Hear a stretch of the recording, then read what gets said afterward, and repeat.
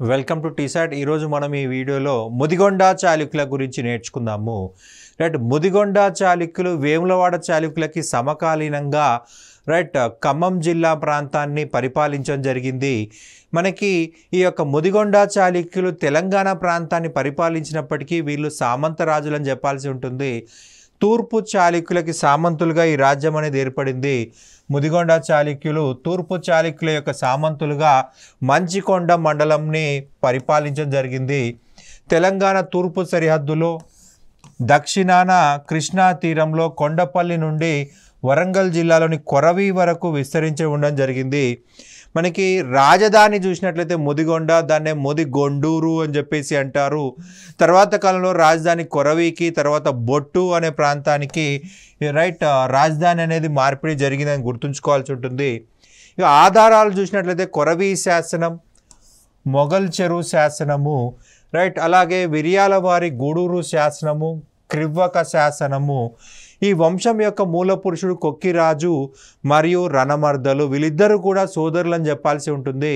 కొక్కిరాజు, రణమర్దలు వీళ్ళిద్దరు కూడా సోదరులు. ముదిగొండ చాళుక్యుల వంశావళి 6వ కుసుమాయుధుడు జారీ చేసినటువంటి కివ్వక శాసనంలో మనకు సమాచారం అనేది కనిపిస్తుంది. కివ్వక శాసనాన్ని జారీ చేసింది ఎవరయ్యా అంటే 6వ కుసుమాయుధుని గుర్తుంచుకోవాల్సి ఉంటుంది. ఇందులో ముదిగొండ చాళుక్యుల యొక్క వంశ వృక్షం గురించి, వంశావళి గురించి రాయడం జరిగింది. కొక్కిరాజు ఈ వంశ స్థాపకుడు తన సోదరుడి రణమర్ద సహాయంతో ఈ రాజ్యాన్ని స్టార్ట్ చేయడం జరిగింది. ఉమ్మడి ఖమ్మం జిల్లా ప్రాంతాన్ని ఆక్రమించడం జరిగింది. వీళ్ళ రాజధాని ముదిగొండూరు. ముదిగొండూరు కేంద్రంగా వీళ్ళ పరిపాలన అనేది ప్రారంభమైంది గుర్తుంచుకోవాల్సి ఉంటుంది. కొక్కిరాజు బిడుదల వచ్చేసి ప్రవర్ధమానుడు, సంపన్నుడు, విజయుడు అని చెప్పేసి గుర్తుంచుకోవాలి. మనకి రణమర్ద కొక్కిరాజు యొక్క పరిపాలనలో సహాయం చేశాడు. కొక్కిరాజు మరణాంతరం రణమర్దుడు రాజు కావడం జరిగింది. రణమర్దుడు గొప్ప యుద్ధ వీరుడు. మొగల్ చెరువు శాసనంలో ఇతన్ని యుద్ధ రంగంలో మరో రాముడిగా పొలవడం జరిగింది. మొగల్ చెరువు శాసనంలో యుద్ధ రంగంలో మరొక రాముడు అని చెప్పేసి రాయబడి ఉంది. ఒక మొగల్ చెరువు శాసనం చెప్పాలి. రణమర్ద ఇతడు చీయరాజుని ఓడించి అతని నుండి గరుడ, బేతాల ధ్వజాలను స్వాధీనం చేసుకున్నాడు. మంచికొండ విషయం, కొండపల్లి ప్రాంతాలపై అధికారం విస్తరింపజేశాడు. రణమర్దుడు రాజచిహ్నంగా కంఠీయ అనే కంటకహారాన్ని అతడు ధరించాడు. ఒక కంఠహారాన్ని, ఒక నెక్లెస్ లాంటిది ధరించడం జరిగింది. దాన్ని వాళ్ళు రాజచిహ్నంగా ఉపయోగించుకున్నారు. అప్పటి నుంచి కూడా ప్రతి ఒక్కరూ కూడా దాన్ని రణమర్ద కంఠీయహారం అని చెప్పేసి పిలుస్తున్నారు. దాన్నే రాజచిహ్నంగా పతనం వరకు కూడా ఉపయోగించుకోవడం జరిగింది.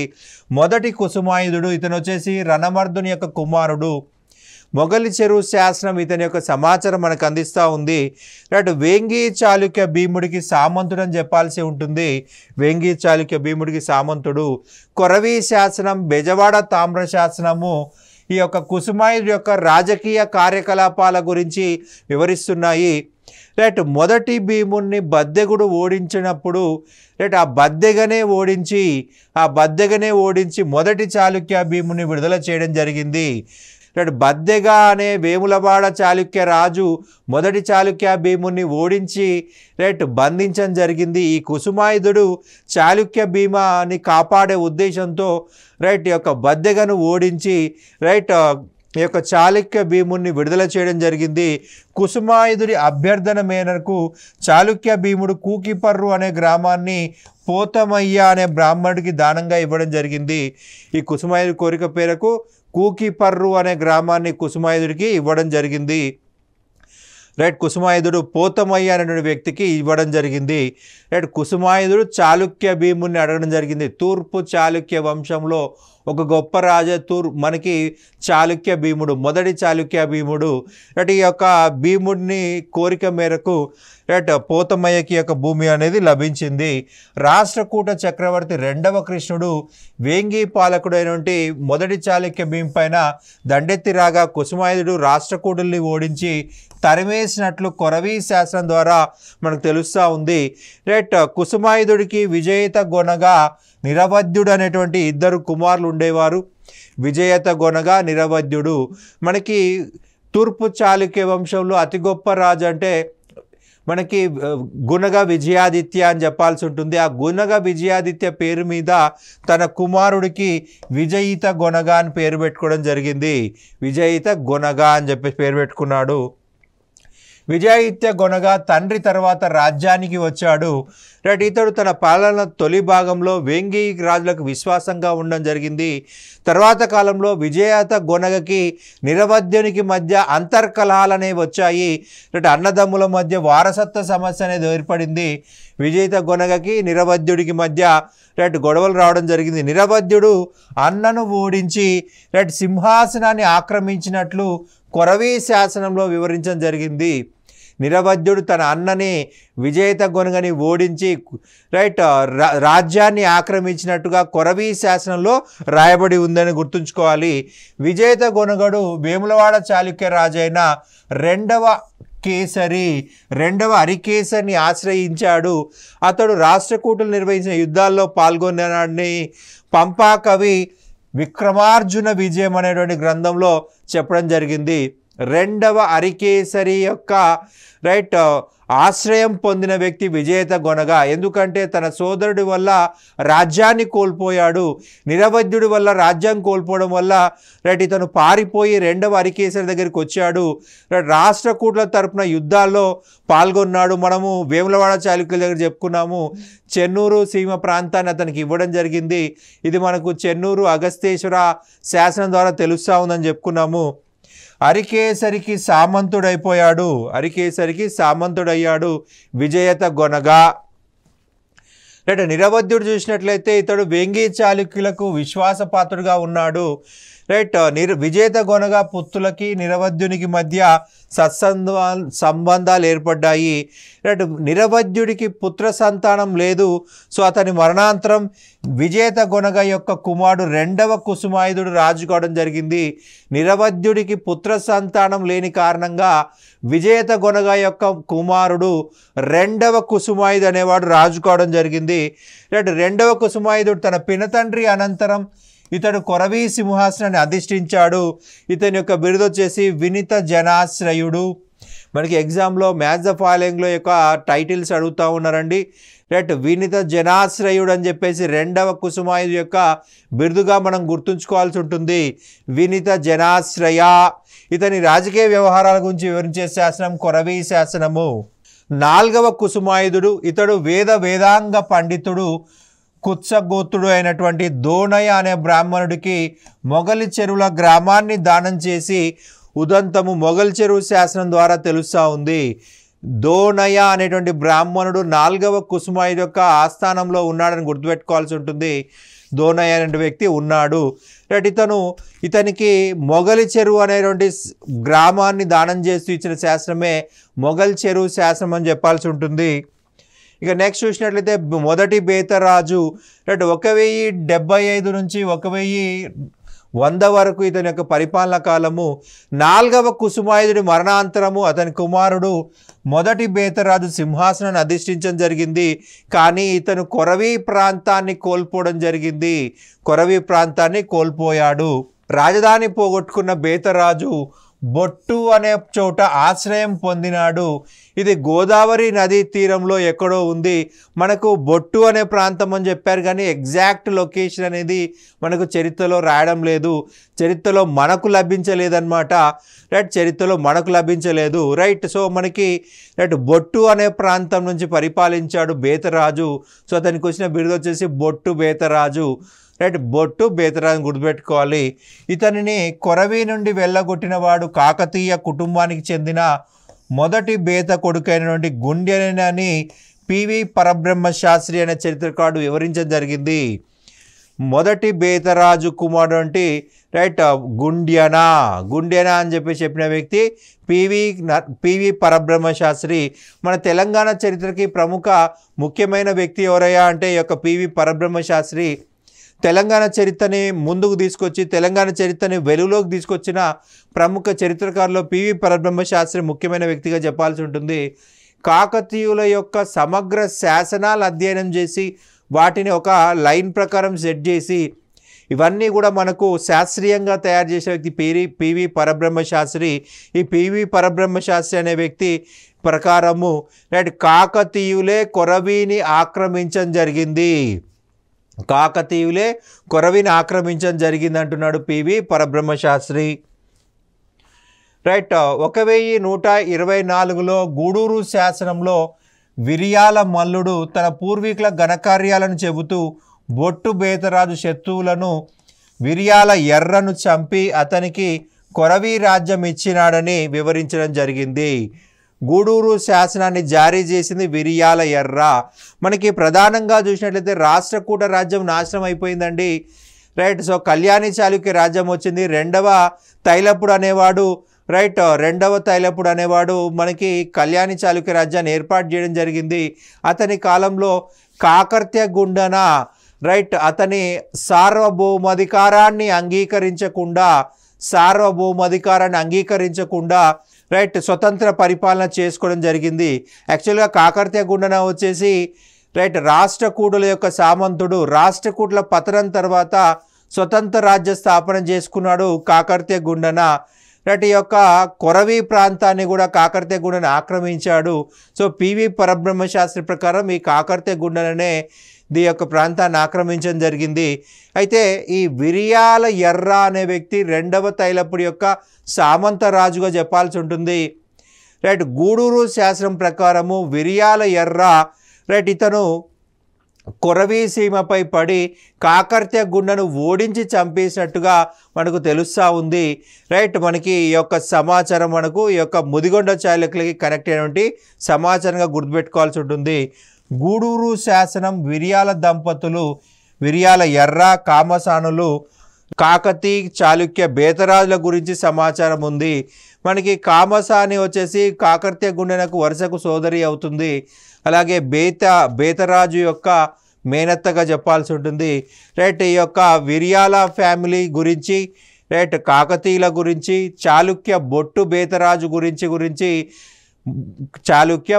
బేతరాజు గురించి మనకు సమగ్ర సమాచారాన్ని ఈ యొక్క గూడూరు శాసనంలో చెప్పడం జరిగింది. ఇక 5వ కుసుమాయుధుడు ఇతడు మొదటి బేతరాజు కుమారుడు. ఇతనికి ముత్తెనాగల్లు అనే బిరుదుంది. బిరుదు ఏంటంటే ముత్తెనాగల్లు. రైట్ మనకి ఈ యొక్క బిరుదులు ఖచ్చితంగా గుర్తుపెట్టుకోవాలి. వినిత జనాశ్రయ అని చెప్పుకున్నాం రెండవ కుసుమాయుధుడు. 5వ కుసుమాయుధుడు బిరుదు వచ్చేసి ముత్తెనాగల్లు లేదా గల్లా. రైట్ ఇతడు పెరిగిపోయిన శత్రువుల ఎదుట నిలబడలేకపోయినాడు. రైట్ ఇది అంతిమంగా రాజ్య పతనానికి దారి తీసింది. కివ్వక శాసనం, రేచర్ల రుద్రుని పాలంపేట శాసనం, కొలని సోమయ్య నత్త రామేశ్వర శాసనము ముదిగొండ చాళుక్యుల యొక్క రాజకీయ పతనం గురించి సమాచారం ఇస్తున్నాయి. రైట్ ముదిగొండ చాళుక్యుల పతనం గురించి వచ్చే శాసనాలు ఏంటి అని మనకి ఎగ్జామ్లు అడిగినప్పుడు కివ్వక శాసనం, రేచర్ల రుద్రుడి యొక్క పాలంపేట శాసనం, కొలని సోమయ్య యొక్క నత్త రామేశ్వర శాసనం అని గుర్తుపెట్టుకోవాల్సి ఉంటుంది. నత్త రామేశ్వర శాసనము ముదిగొండ రాజుల యొక్క రాజకీయ పతనాన్ని గురించి ఈ శాసనాల్లో మనకు వివరించడం జరిగింది. కివ్వక శాసనం ముద్రపై వరాహ లాంఛనము, అంకుశ, చంద్రవంక, శంఖం, మకర తోరణం, జంటా వింజామరలు, కాళీ సింహాసనం గొడుగులున్నాయి. రైట్ కివ్వక శాసనం ముద్ర పైన మనకు ఆ శాసనం చెక్కిరారు. ఆ చెక్క దానిపైన వరాహ లాంఛనం కనిపిస్తుంది, అంకుశం కనిపిస్తుంది, చంద్రవంక కనిపిస్తుంది, శంఖం కనిపిస్తుంది, మకర తోరణం కనిపిస్తుంది, జంట వింజామర్లు కనిపిస్తున్నాయి, కాళీ సింహాసనము గొడుగులున్నాయి. ఏ శాసనం పైన ఉండండి ఇవన్నీ కూడా మనకి కివ్వక శాసనం అని చెప్పేసి గుర్తుపెట్టుకోవాల్సి ఉంటుంది. కివ్వక శాసనము కుసుమాయుధుడి మొదటి పరిపాలనా కాలంలో ఏదో విపత్తు రాజ్యానికి సంభవించిందని కివ్వక శాసనంలో తెలపడం జరిగింది. రైట్ ఒక విపత్తు జరిగింది అని చెప్పేసి కివ్వక శాసనంలో రాశారనమాట. అందువల్ల కుసుమాయుధుడిని అతని మంత్రులైనటువంటి ఇందు పరరాజు మరియు అతని తమ్ముడు రామరాజులు దూర ప్రాంతాలకు తీసుకెళ్లారు. ఈ 5వ కుసుమాయుధుడిని కాపాడింది ఎవరయ్యా అంటే ఇందూపరరాజు అలాగే రామరాజులు. వీళ్ళిద్దరూ కూడా కుసుమాయుధుడి యొక్క మంత్రులని చెప్పాల్సి ఉంటుంది. అంటే రాజ్యం ఆపదలో ఉంది. సో రాజ్యం ఆపదలో ఉన్నప్పుడు కాపాడినటువంటి వ్యక్తులు ఇందూపరరాజు అండ్ రామరాజులు. వీళ్ళిద్దరూ కూడా కుసుమాయుధుడిని ఆపద నుంచి కాపాడారు. రాజ్యం అయితే కాపాడలేకపోయారు, కానీ అతన్ని సురక్షితంగా తీసుకెళ్ళడం జరిగింది. తిరిగి కుసుమాయుధుడు 12 సంవత్సరాల తర్వాత రాజ్యానికి తీసుకువచ్చినారు. వీళ్ళిద్దరే ఈ ఇందూపరరాజు ఈ రామరాజులు కష్టపడి వాళ్ళిద్దరి సహాయంతో 12 సంవత్సరాల తర్వాత రాజ్యాన్ని తిరిగి ఆక్రమించుకోవడం జరిగింది. మళ్ళీ కుసుమాయుధ్ అనేవాడు రాజు కావడం జరిగింది. ఈ విధంగా మంత్రులు తన కష్ట సమయంలో ఆదుకున్నందుకు గాను వారికి మహామండలేశ్వర బిరుదులను ఇచ్చినాడు. కుసుమాయుధుడు ఇందూపరరాజుకి రామరాజులకి ఇచ్చిన బిరుదులు ఏంటండి? మహామండలేశ్వర. తను కష్టాల్లో ఉన్నప్పుడు సహాయం చేశారు కాబట్టి వాళ్ళకి ఇచ్చిన బిరుదులు మహామండలేశ్వర. 12 సంవత్సరాలు అతన్ని కాపాడారు. 12 సంవత్సరాల తర్వాత రాజ్యాన్ని తిరిగి సంపాదించి పెట్టారు. సో వారికి ఇచ్చినటువంటి గ్రామం పేరే కివ్వక గ్రామము, అగ్రహారంగా ఇవ్వబడింది. అంటే ఆ కివ్వక గ్రామం పైన పూర్తి హక్కులు ఇందూపరరాజుకి రామరాజుకి ఉంటాయి. అక్కడి నుంచి వాళ్ళు పన్నులు వసూలు చేసుకోవచ్చు, పన్నులు వసూలు చేసుకోవచ్చు. ఆ ప్రాంత ప్రజలంతా కూడా వీళ్ళకు సామంతులు, వాళ్ళకి పన్నులు కట్టాలి. ఆ ప్రాంతంలో మొత్తము శాంతి భద్రతలు కాపాడాల్సిన బాధ్యత ఈ యొక్క ఇద్దరు సోదరుల పైన ఉంటుంది. పన్నుల వసూలు, శాంతి భద్రతలు కాపాడము, వ్యవసాయాన్ని అభివృద్ధి చేయడము, ఇవన్నీ కూడా మనకి ఆ ప్రాంతం పైన పూర్తి హక్కులు ఇందూపరరాజుకి రామరాజుకు లభిస్తాయి. వ్యవసాయాన్ని అభివృద్ధి చేయడం అంటే ఫర్ ఎగ్జాంపుల్ నీటి సదుపాయం లేదు, దగ్గర ఒక రివర్ ఉంది, ఆ రివర్ నుంచి కాలువలు కట్టేసి నీళ్ళని వ్యవసాయ పంట పొలాలకు తీసుకురావాలి. లేదు పక్కన రివర్ లేదు, చెరువు కట్టే ప్లేస్ ఉంది, చెరువు కట్టాలి. చెరువు నుంచి కాలువలు కట్టేసి నీళ్ళని వ్యవసాయ క్షేత్రానికి ఇవ్వాలి. అండ్ ఫైనల్గా ఒకవేళ చెరువు కట్టే ప్లేస్ లేకపోతే నెక్స్ట్ అక్కడ బావులు కన్స్ట్రక్ట్ చేసి అక్కడ మనకు నీటి సదుపాయం కల్పించాలి. అన్ని కొండలు గుట్టలు ఉన్నాయనుకోండి, అవన్నీ క్లియర్ చేసి మైదానంగా మార్చి ఆ మైదానంలో వ్యవసాయం చేసుకునే విధంగా మార్చాలి. గులకరాల్లాగా ఉంటే బంజర్ భూమి ఉంటే దాన్ని సాగు భూమిగా మార్చాల్సి ఉంటుంది. అలా మార్చి దాన్ని ప్రజలకు ఇవ్వాలి. అప్పుడే ప్రజలు సంతోషంగా పన్నులు కడతారు. ప్రజలకు దొంగల భయం లేకుండా చూడాల్సి ఉంటుంది. అప్పుడే ప్రజలు సంతోషంగా ఉంటారనమాట. ఈ యొక్క కివ్వక గ్రామం పైన పూర్తి హక్కులు కూడా ఇందూపరరాజుకి రామరాజుకే ఇవ్వడం జరిగింది. పైన చెప్పిన దురాక్రమణదారుడు కాకతీయ పాలకుడు నుండి రుద్రదేవుడని పివి పరబ్రహ్మ శాస్త్రి అభిప్రాయపడ్డాడు. రుద్రదేవుడు అనే వ్యక్తి ఈ యొక్క ముదిగొండ చాళుక్య రాజ్యాన్ని ఆక్రమించినట్టుగా పివి పరబ్రహ్మ శాస్త్రి చెప్పడం జరిగింది. 12 సంవత్సరాలు కుసుమాయుధుడు రాజ్యం కోల్పోవడానికి గల ప్రధాన కారకుడు ఎవరయ్యా అంటే రుద్రదేవుడు అని చెప్పింది ఎవరు? పివి పరబ్రహ్మ శాస్త్రి. మనం ఇంతకుముందే చెప్పుకున్నాం, కాకతీయుల యొక్క సమగ్ర చరిత్రని మనకు వివరించినటువంటి వ్యక్తి పివి పరబ్రహ్మ శాస్త్రి. ఈవెన్ మైలాంబ జారీ చేసినటువంటి బయ్యారం చెరువు శాసనాన్ని కూడా అధ్యయనం చేసి సరిగ్గా పూర్తి వంశావళిని రెడీ చేసిన వ్యక్తి పివి పరబ్రహ్మ శాస్త్రి అని చెప్పాల్సి ఉంటుంది. అతని ప్రకారము ఈ యొక్క కాకతీయ రుద్రదేవుడు, ఇతన్నే మొదటి ప్రతాపరుద్రుడు అని కూడా చెప్తాము. ఈ రుద్రదేవుడు దాడి చేసి యొక్క ముదిగొండ రాజ్యాన్ని ఆక్రమించి కుసుమాయుధుడిని తరిమేసినట్టుగా మనకి చెప్తున్నాడు పివి పరబ్రహ్మ శాస్త్రి. సో 12 సంవత్సరాల తర్వాత వాళ్ళు తిరిగి ఆ ప్రాంతాన్ని సంపాదించుకోవడం కోసము ఇందూపరరాజు మరియు రామరాజులు సహాయం చేశారు. దానికి ప్రతిగానే కివ్వక గ్రామాన్ని ఇచ్చాడు. అలాగే మహామండలేశ్వర అనేటువంటి బిరుదును కూడా ఇవ్వడం జరిగింది. మహామండలేశ్వర. ఇంకా నాగతిరాజు ఇతడు 5వ కుసుమాయుధుడి యొక్క తమ్ముడు. ఇతనికి వివేక నారాయణ అనే బిరుదుంది. వివేక నారాయణ బిరుదుంది. క్రీస్తు శకం 1198లో కాకతీయ రాజు మహాదేవుడు దేవగిరిపై దాడి చేసిన సమయంలో నాగతి రాజు కాకతీయ ముఖ్య భూభాగాలపై చొచ్చుకుపోయేందుకు ప్రయత్నించాడు. మహాదేవుడు వచ్చేసి దేవగిరిపై దాడి చేశాడు. రుద్రదేవుడి యొక్క సోదరుడైన రుద్రదేవ మహారాజు మనకి ఈ యొక్క యాదవ వంశానికి చెందినటువంటి జైత్రపాలుడు లేదా జైతుగి చేతిలో చంపబడ్డాడు. సో తర్వాత రాజు అనే వ్యక్తి మహాదేవుడు. ఈ మహాదేవుడు అనే వ్యక్తి ప్రతీకారం తీర్చుకోవడం కోసము రైట్ ఈ యొక్క దేవగిరిపై దాడి చేసిన సందర్భంలో ఈ నాగతి రాజు రైట్ తన రాజ్యంపై గతంలో దాడి చేసేందుకు గాను ఇతను ప్రతీకారం తీర్చుకోవడం కోసం కాకతీయ భూభాగాల్లోకి వచ్చినట్టుగా మనకి తెలుస్తూ ఉంది. రైట్ దీంతో కాకతీయ సేనాధిపతి రేచర్ల రుద్రుడు నాగతి రాజును ఓడించి తెలంగాణ ప్రాంతం నుండి తరిమివేసినాడు. రైట్ తెలంగాణ ప్రాంతం నుంచి తరిమేశాడు. రైట్ నాగతి రాజుని ఓడించింది ఎవరయ్యా అంటే రేచర్ల రుద్రుడు అని గుర్తుపెట్టుకోవాలి. రేచర్ల రుద్రుడు ప్రముఖ సైనిక అధికారి, ప్రముఖ సామంతుడు అని గుర్తుపెట్టుకోవాల్సి ఉంటుంది కాకతీయులకి. రైట్ ఇతను కట్టిన దేవాలయమే మనకు రామప్ప దేవాలయం అంటాం, లేదంటే రామలింగేశ్వర ఆలయం అంటాము. ఈ రేచర్ల రుద్రుడి చేతిలో ఓడిపోయినటువంటి ముదిగొండ చాళుక్య రాజు నాగతి రాజు అని చెప్పాలి. తెలంగాణ ప్రాంతం అంతా కూడా ఈ యొక్క నాగతి రాజు నుంచి ఆక్రమించుకున్నాడు రైట్ ఈ యొక్క రేచర్ల రుద్రుడు. దాంతో నాగతి రాజు గోదావరి నది లోయ ప్రాంతాలకు పారిపోయి కొలను నాయకుల కొలువులో ఆశ్రయం పొందడం జరిగింది. నాగతి రాజు పారిపోయాడు, గోదావరి లోయ ప్రాంతాలకు ఆంధ్ర ప్రాంతానికి వెళ్ళిపోవడం జరిగింది. రైట్ వెళ్ళిపోయి కొలను నాయకుల కొలువులో చేరాడు.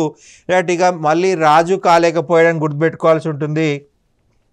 ఈ విజయము కొలని సోమయ్య వేసినటువంటి క్రీస్తు శకం 1218 నాటి నత్త రామేశ్వర శాసనము బొట్టు నాగతిరాజు ప్రస్తావన చేసింది. కొలని సోమయ్యర్ జారీ చేసిన శాసనం ఏందయ్యా అంటే నత్త రామేశ్వర శాసనం అని గుర్తుపెట్టుకోవాలి. నత్త రామేశ్వర శాసనం వచ్చేసి ఇది మనకు నత్త రామేశ్వర దేవాలయం ప్రాంగణంలో కనిపిస్తుందన్నమాట. ఈ యొక్క ప్రాంగణంలో బొట్టు నాగతిరాజు యొక్క ప్రస్తావన ఈ శాసనంలో రాయడం జరిగింది. ఈ బొట్టు నాగతిరాజు అనే వ్యక్తి రైట్ జీవితం అంతా కూడా కొలని సోమయ్య సేవలో గడిపాడు. రైట్ రాజ్యాన్ని కోల్పోయి ఒక ఉద్యోగిగా పనిచేయాల్సిన గతి పట్టింది ముదిగొండ చాళుక్యులు. రైట్ ముదిగొండ చాళుక్యుల పతనం జరిగిందని చెప్పాలి. దీంతో ముదిగొండ చాళుక్య రాజ్య పతనం అనేది రైట్ పతనమైందని గుర్తుంచుకోవాల్సి ఉంటుంది. రైట్ ఎవరి ఆస్థానంలో ఉన్నాడు నాగతిరాజు అంటే కొలని సోమయ్య సేనలో ఉన్నాడు, కొలని సోమయ్య సేవలో ఉన్నాడని గుర్తుపెట్టుకోవాల్సి ఉంటుంది. రైట్ ముదిగొండ చాళుక్యులు రైట్ వేములవాడ చాళుక్యులంతా బలవంతులు కాదని చెప్పాల్సి ఉంటుంది. రైట్ వేములవాడ చాళుక్యులు అత్యంత బలంగా ఉత్తర తెలంగాణ ప్రాంతాన్ని సుదీర్ఘంగా పరిపాలించడం జరిగింది. రాష్ట్ర కూటులకు ఒక వెన్నెముకలాగా నిలబడ్డారు. అలాగే వాళ్ళు జైన మతాన్ని అలాగే వైదిక మతాన్ని పోషించారు. ముదిగొండ చాళుక్యులు పూర్తిగా వైదిక మతమే లేదా హిందూ మతమే అని చెప్పాల్సి ఉంటుంది. రైట్ వీళ్ళ యొక్క పెద్ద దేవాలయాలు కూడా మనకేమీ కనిపించవు.